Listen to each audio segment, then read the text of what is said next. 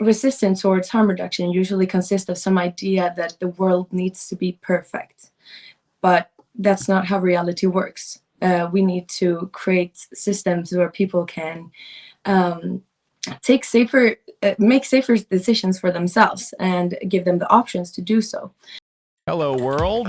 Welcome to the Vaping Unplugged Podcast. Everything you need to know about vaping and tobacco harm reduction. Hello, everyone, and welcome to Vaping Unplugged Podcast, everything you need to know about tobacco harm reduction. Today, we are coming back after a little break. Last week, we did not release a podcast because we celebrated World Vape Day. And also, WVA team was in Brussels to celebrate World No Tobacco Day.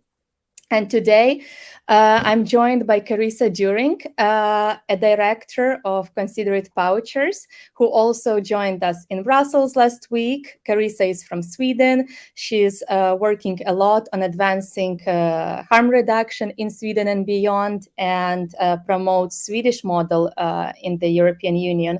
So we will talk today a little bit about WVA's activities in Brussels last week and generally about the Swedish model as well, since it's such an important highlight of the year for us. But before we start, Carissa, I would like to ask you to also introduce yourself to our audience and talk a little bit about the work that Considerate Pouchers is doing and your work.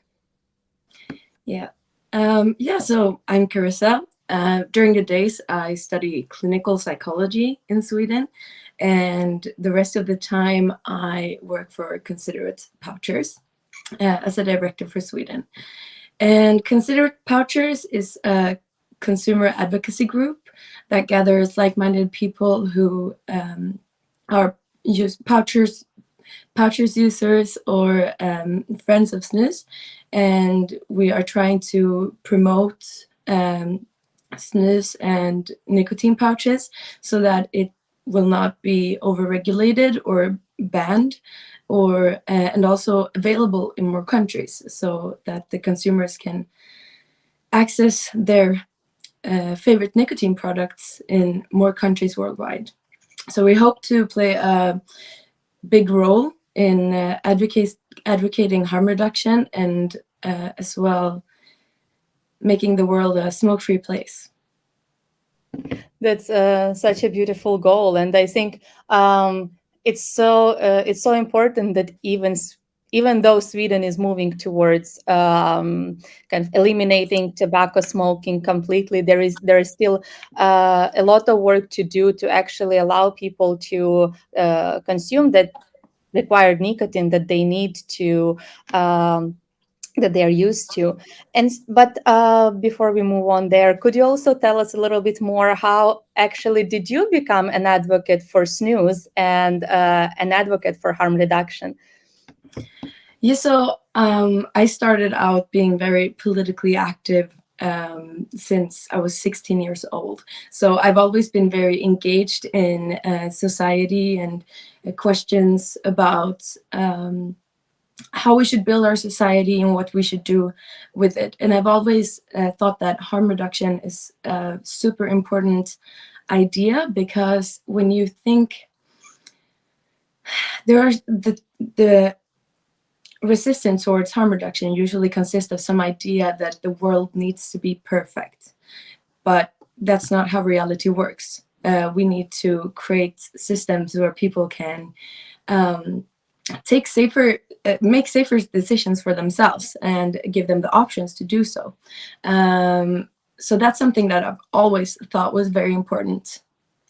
And my own journey, I mean, I've actually started out as a smoker. I wasn't a daily smoker, but I was smoking a lot during parties and social events, and it was a very increasing kind of thing once I was introduced to it. And then 1 year later, 1.5 years later, I was introduced to nicotine pouches, the tobacco-free version. And I was like, wow, this is great. So that allowed me to switch from smoking into using nicotine pouches instead. which is very beneficial for my health. So I'm very happy that I didn't have to take the smoking route just because I wanted to consume nicotine and that I enjoyed consuming nicotine. And always since when I went abroad and I saw a lot of people smoking, I've always felt like there are better alternatives to this. But I've also known that it hasn't been as widely recognized. So I usually go around with everyone, telling them about snus, showing them what it looks like, making them try it. And I've always said that, I should really do this because I do it just naturally anyways, because I think it's so important. So yeah, and here we are now. Now I'm actually doing this professionally. Yes, and you're actually so right, because it is true, our world is not perfect, and we all have different temptations in life. We all have different, I wouldn't say addictions, but some things that we like and we are used to, that become our habits, like also coffee, also like for some people being in their phone all the time, being on social media. So many other things, also eating lots of sugar. So there's a lot of things that kind of that are part of our daily lives, and it doesn't mean that you just have to ban everything. Imagine the world, kind of perfect world, but it wouldn't be possible. Also, almost all of us at World Vapers Alliance are former smokers, and I think that for me personally, it was a life-changing experience to change to less harmful alternatives. And I wish there was more awareness about it in my country, but also everywhere else where you go. And there is a still very high rate of smokers, of traditional smokers. So I think it's very important to keep raising awareness, because at the end of the day, some people don't really know about the alternative, and that, or it's not affordable, or it's not as satisfactory in terms of the regulation. But to talk a little bit about snus, just to introduce to our audience who might not know much about it, what is snus and how did it become popular, and why is it so popular in Sweden, but then everywhere else not so much?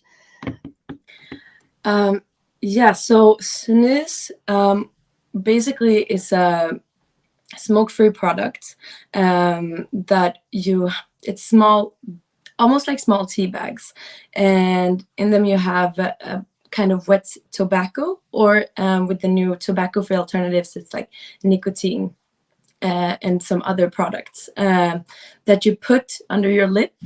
And then you keep it in there for like 30 minutes, 60 minutes usually, and the nicotine becomes absorbed through the oral mucosa, which is like the lining inside of the mouth, basically. So that's a little about the usage and what it is. And the thing is, in Sweden, we have a very long history of snus, so it's very rooted in our culture. So as many might know, like the nicotine and tobacco came to Sweden in the 1960s, or 1560s, sorry. And so the Queen Catherine de' Medici, she had very problems with migraines. So her doctor recommended her to like ground tobacco leaves and then inhale it. So she did that, and that helped her a lot. And through that, it spread throughout Europe. And Sweden was very influenced. So we started using it a lot here in Sweden. It was very popular. And then in the 1700s, like in Europe, the interest faded eventually.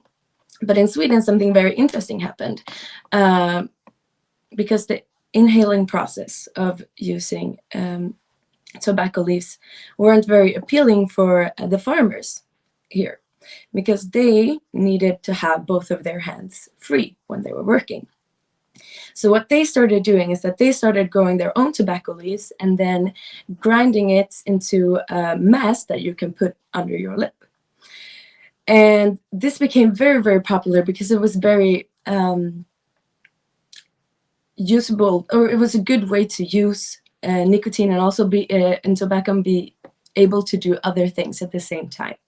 So in 1922, the industry picked up this, and they produced the first industry-produced snus, which was Junglas, who produced Ettan, and that product actually still exists today, which is very cool. And the industry just increased. It was very, very popular, and it can continue to grow. And then during the 1970s, they released the pouched version. So before this, it was like a loose, wet mass that you would put together. You would shape it yourself and you put it in. And then in the 70s, they put that in the small tea bags, as is mostly used today. So that was also very revolutionary to making it more accessible throughout Sweden. And then the next big revolution, that was in 2016, where the first tobacco-free alternative to snus was released. So before, they were all very heavy influenced by the tobacco flavor, and it wasn't very appealing for, like, usually it was elderly males in like 30s, 60s that were heavily using snus, but not so much women and not so much the younger population. But since the tobacco-free alternative was released, it came out in all kinds of different flavors. You have mint, you have apple, you have espresso, like all kinds of things. That was much more appealing to the Swedish women and Swedish youth. So then we can see that after that, those groups, they also started switching from smoking to using snus and nicotine pouches instead, which is also very much reflected in our smoking rates. I mean, people between 16 and 29 years old, the smoking rates for daily usage has lowered from around 8% to somewhere below 5%, which is a huge decrease in just a few years, which is really cool. So you can really see that impact, and as you can see, it's very heavily rooted in our culture. I mean, we've had this for over 200 years, which is very cool, which also speaks for how useful it is. I mean, if it wouldn't have been good or useful, we wouldn't have it today. So I think that's also very cool and important to emphasize that this isn't a new product. It's been around for a very long time. Wow, this is such a wonderful story. I did not expect such a rich history of snus. And it's really fascinating because I remember first time I saw at some of the events, people from Northern Europe were bringing nicotine pouches, and I could never understand what is going on. Why is everyone having a small pillow under their lip? It's a beautiful story, and it's kind of I think the history, the amount of time it's been in use and among people speaks for itself. You're totally right that you cannot change history, and you cannot you can imagine, but you cannot change it. But then could you talk a little bit about Sweden becoming the first smoke-free country on the policy level? Is snus supported on the policy level, and how did the Swedish political climate help to it?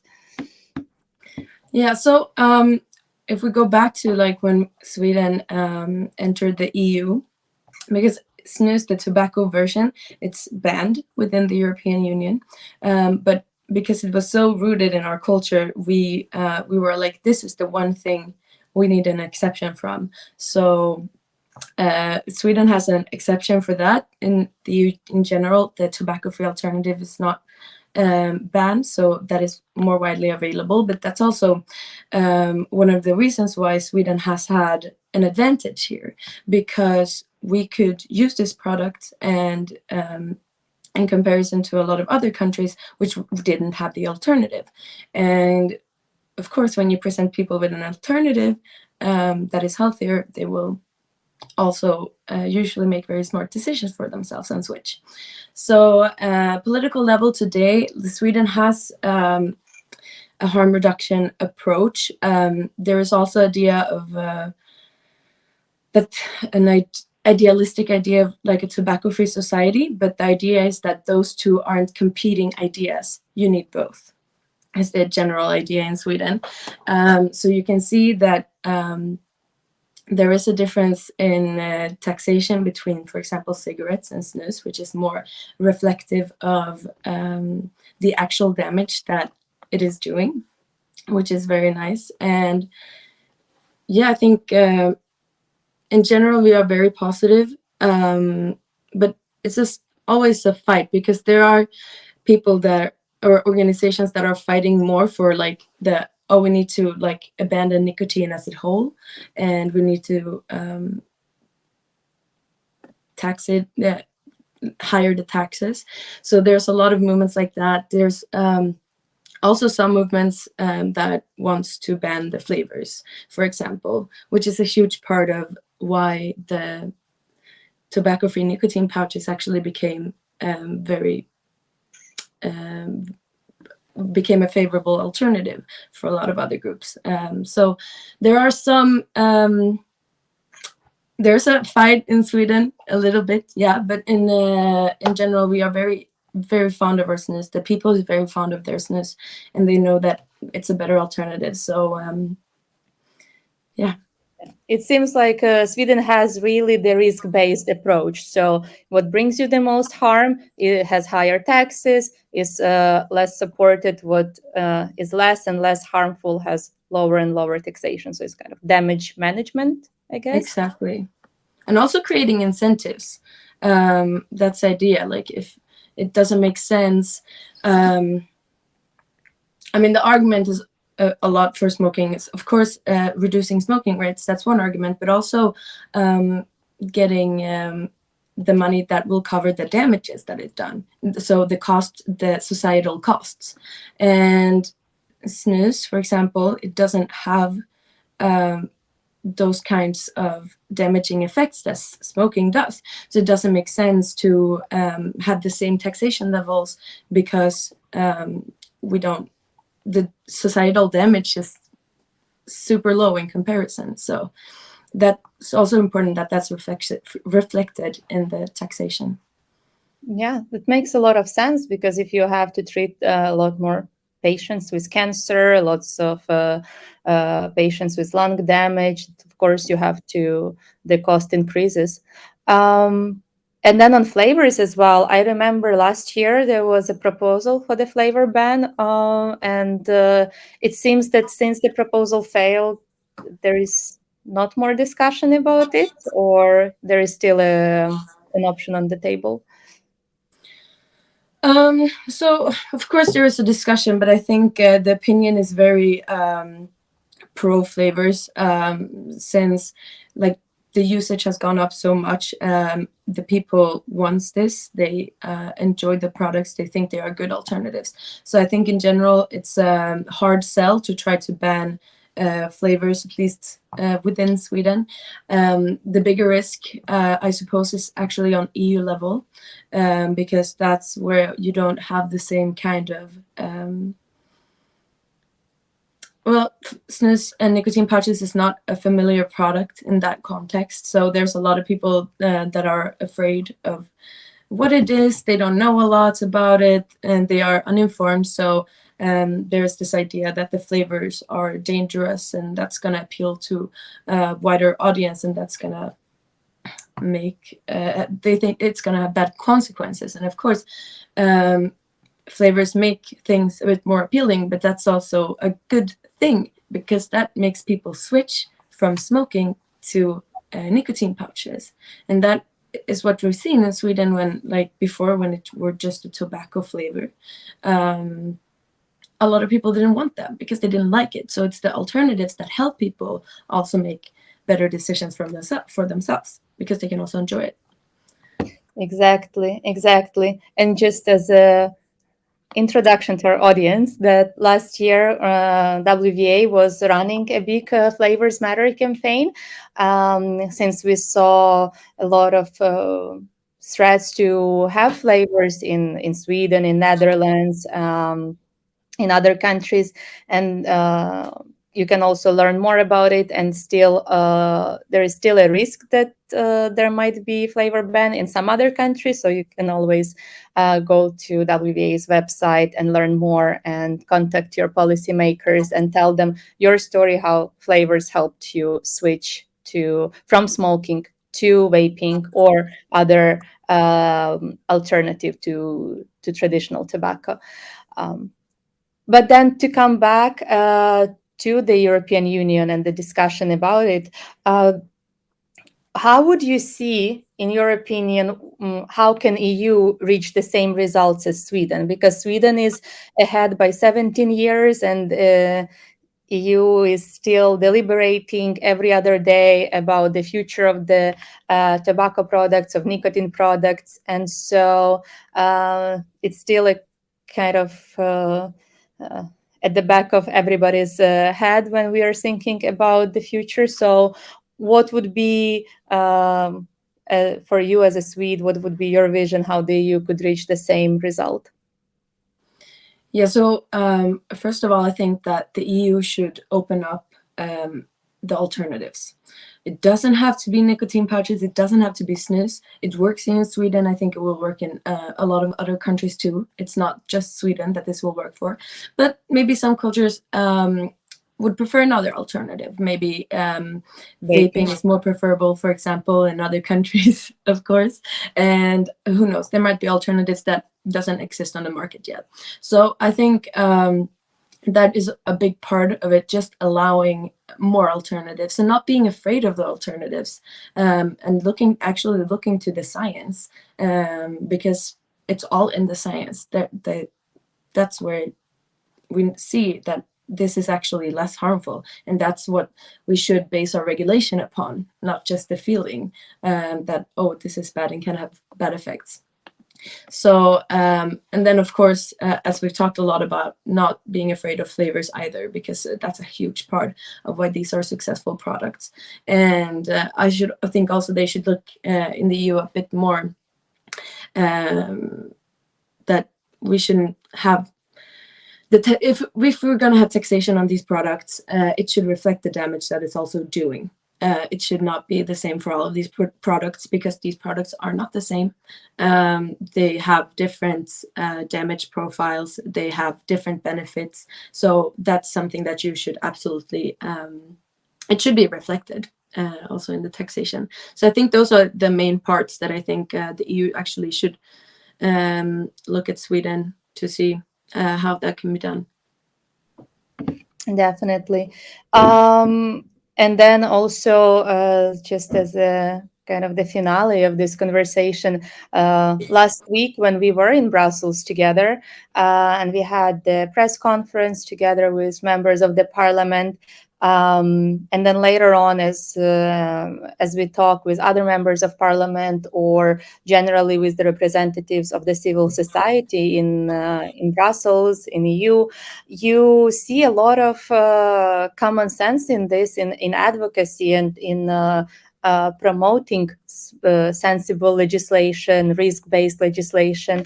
And I really hope that these voices will be heard. And thank you so much for joining us today and in Brussels. I think it was really great to have that conversation together, side by side with the policymakers, as they have to hear our voices. They have to hear what the consumers have to say. They have to hear from the experience of Sweden. They have to hear of what the issues are in other member states, more on the local level. And because it's very easy to get lost in all of the news, in all of the talks and discussions, but then at the end of the day, you need to sort of isolate yourself from the noise and listen to what actually people want and need. And what they need is is harm reduction. It's not the prohibition. It's not the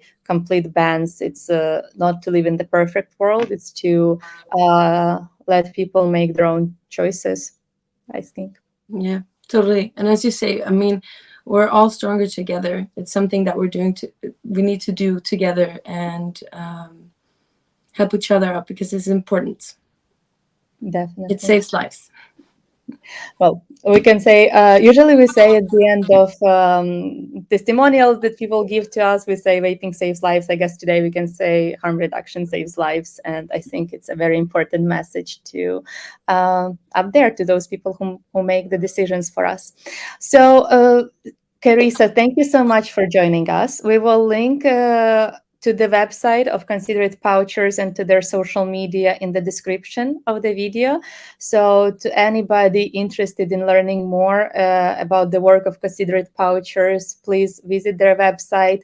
We will also link the WVA's campaign on flavors and on supporting and celebrating Swedish model.